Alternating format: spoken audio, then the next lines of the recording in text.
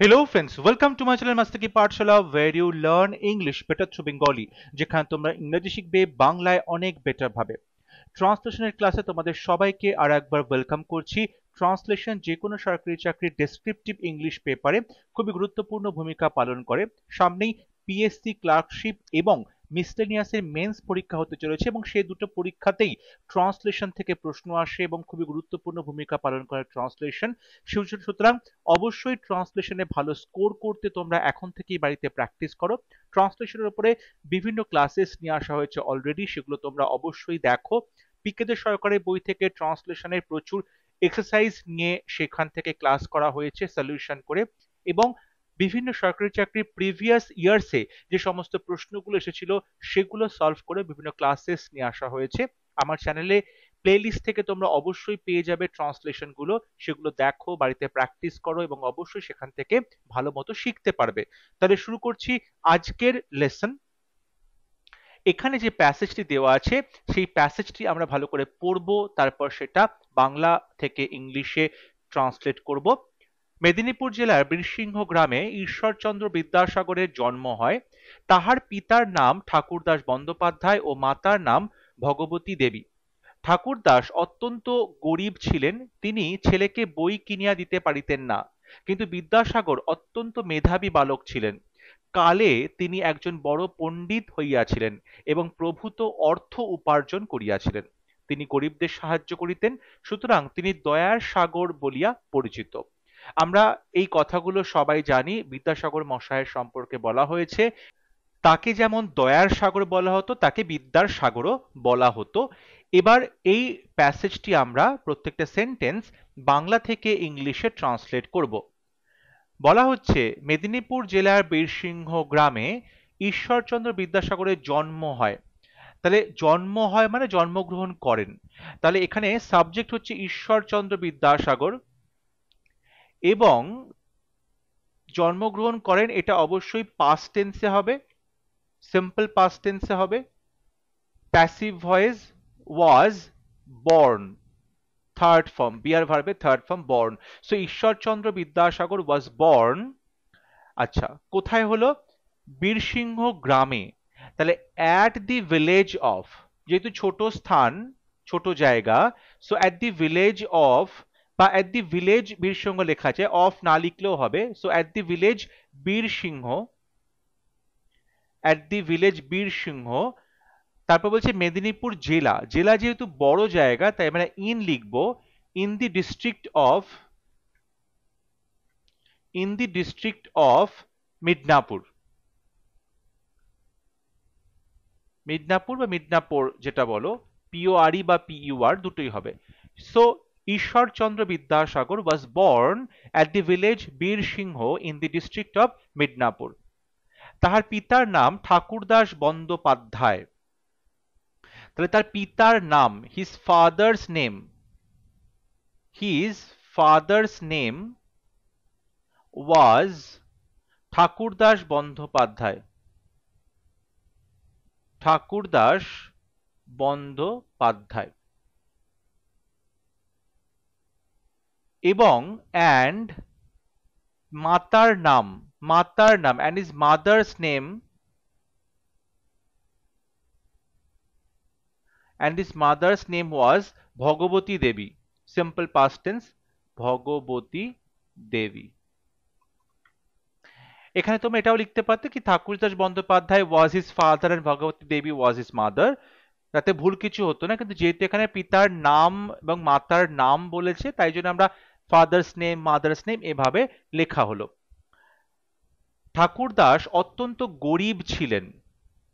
তাহলে ঠাকুরদাস গরিব ছিলেন, সিম্পল পাস্ট টেন্স হচ্ছে ঠাকুরদাস ওয়াজ, আমরা এখানে এভাবে করতে পারি ঠাকুরদাস ওয়াজ এ ভেরি পুয়ার ম্যান, গরিব মানুষ ছিলেন। অত্যন্ত মানে ভেরি, পুয়ার গরিব ম্যান, বা আমরা ফেলো লিখতে পারি, পুয়ার ফেলো এভাবেও লেখা যেতে পারে।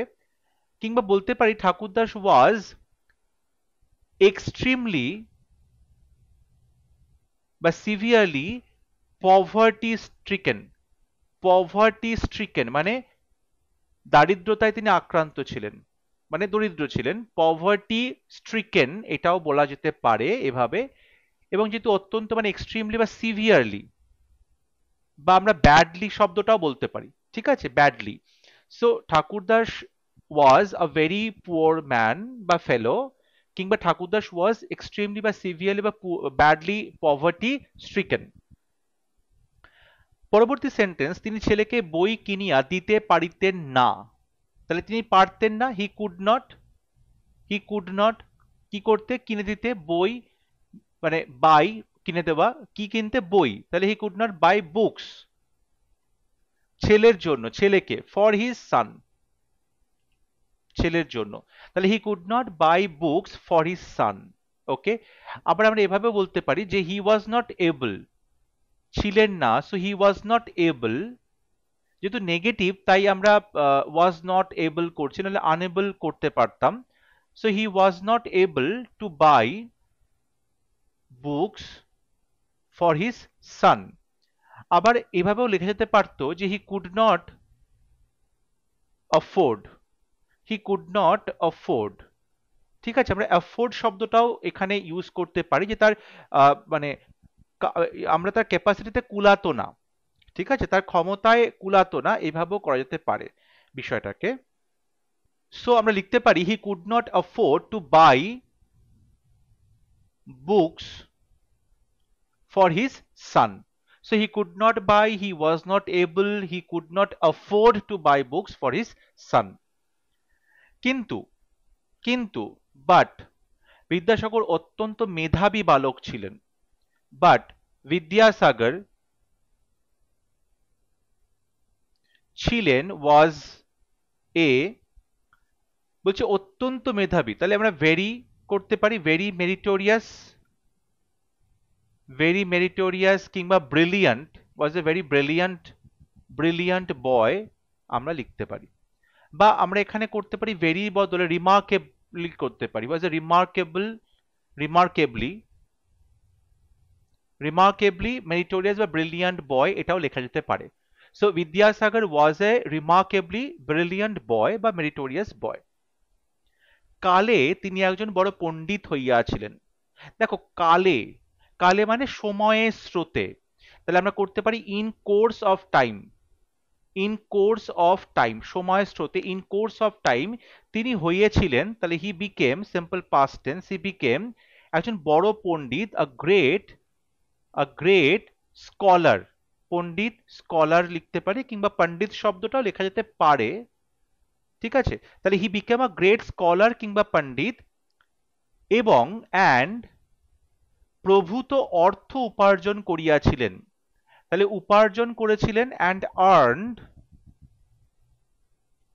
আর্নড এ প্রভূত অর্থ মানে a great deal of money, a great deal of money, অর্থ উপার্জন করেছিল, উপার্জন করেছিল, আর্নড প্রভূত অর্থ মানে প্রচুর অর্থ, a great deal of money, ঠিক আছে। So in course of time, কালে বা সময়ের স্রোতে, he became a great scholar or pandit and earned a great deal of money. তিনি গরিবদের সাহায্য করিতেন, তাহলে তিনি করতেন সাহায্য, সাহায্য করা, হি হেল্পড গরিবদের, দ্য পুয়ার মানে সমগ্র পুয়ারদেরকে, হি হেল্প দ্য পুয়ার। বা আমরা এখানে এভাবে করতে পারি he rendered his help to the poor, গরিবদেরকে তার সাহায্য দিতেন, he helped, he rendered his help, render করা মানে কাউকে কোনো সার্ভিস দেওয়া, প্রোভাইড করা, so he rendered his help to the poor.